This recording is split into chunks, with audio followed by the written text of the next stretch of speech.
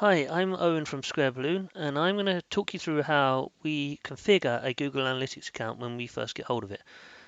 Hopefully at the very beginning of its life, but if not, partway through, we still would follow the same process.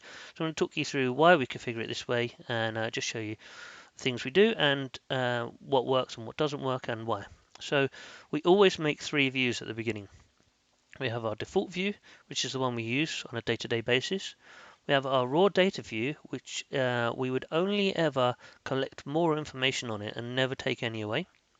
And we have our test view, which we use to test new filters or anything like that that we're going to do without destroying any of the other two.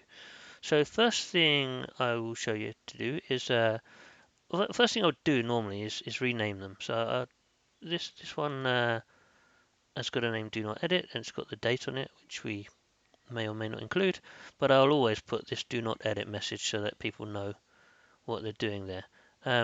You can exclude the URL parameters. We would never do this on raw because we would never do anything that excludes. You can change the currency because that's including more data, so that's useful. You can turn on site tracking because that's including more data. We would never exclude the bots because that's excluding data. And the query parameter we can add because that's including more data. And we could add in the categories if we had them, which we don't in this case. We could add the time zone because that just makes data more accurate rather than including or excluding. So I'll click out of that.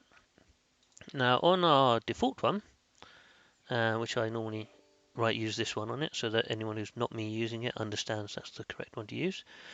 So on this one we could include a default page because sometimes that information is kind of irrelevant. It duplicates data, so we might have default page index.php or HTML or whatever. Then we would prefer that it understands that the home page and index.html are the same page, so we know that we don't want two different bits of data there. We want one data set which has got both bits of data in it because it's always the home page.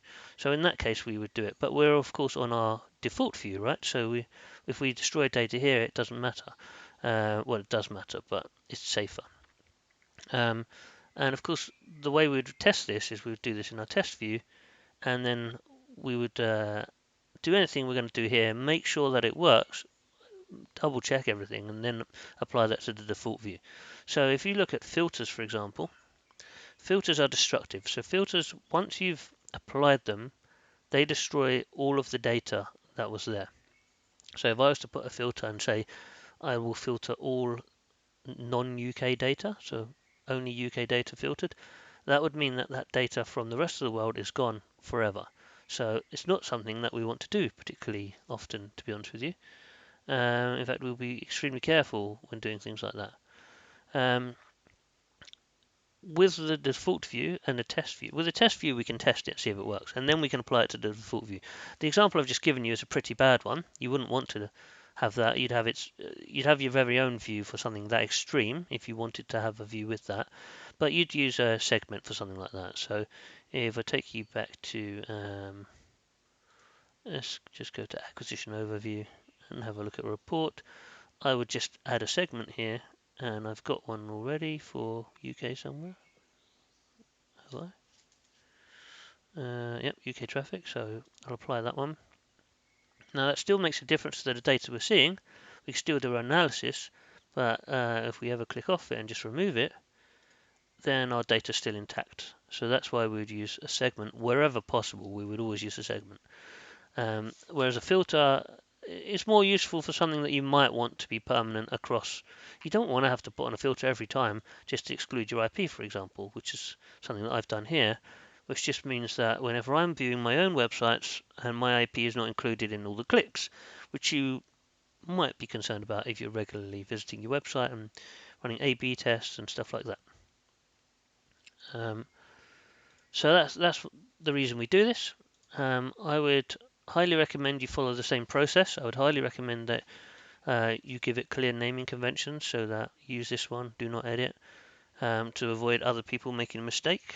I would highly recommend that on your default view you will set up, well, on both views you can actually do it, but you can, if you go to view settings and you copy the view, which you can do here, copy the view. If you copy the view and then create a new view from our default one, that would be a good one for a test because we've got our filters included.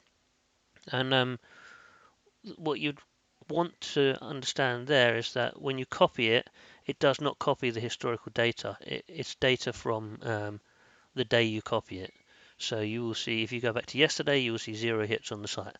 So just be aware of that, and that's why we always keep the default one as long as possible as well. And that's why when we set up the site at the beginning, we use all 3 views. If you're going to set up goals, now goals are great. They are adding data, so you could add them to any of your reports without it being a big issue.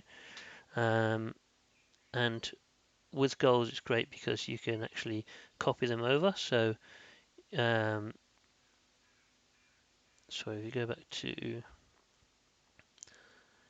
this part, you can go to share assets, and then you can find your segments, you can find your goals. Doesn't matter too much, but if you go to share and then go to share template link, and then you copy and paste this one into a new window, and then it will straight away ask you which view do you want to add it to. So it's great. So you can just make them all in one view and then use that method to copy them over to another view. So it's really handy. As I said, goals is adding data, so you have no problem doing that. It's just when you don't want to destroy data is the main thing.